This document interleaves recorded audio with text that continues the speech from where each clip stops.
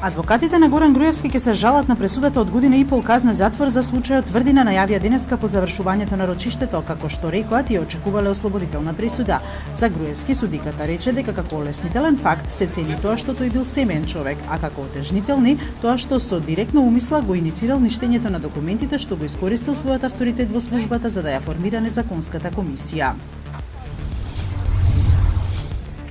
МВР ја истражува инволвираноста на агенцијата Омерта во убиството на Мартин Јанушев. На полицијата е познат идентитетот на убиецот, а по него интензивно се трага, рече министерот Спасовски на денешниот брифинг со новинарите. Според шпекулациите во јавноста убиецот се крие во Србија, но министерот Спасовски рече дека сомнежот дека сепак тој е во државата. Досега се сослушани 35 лица.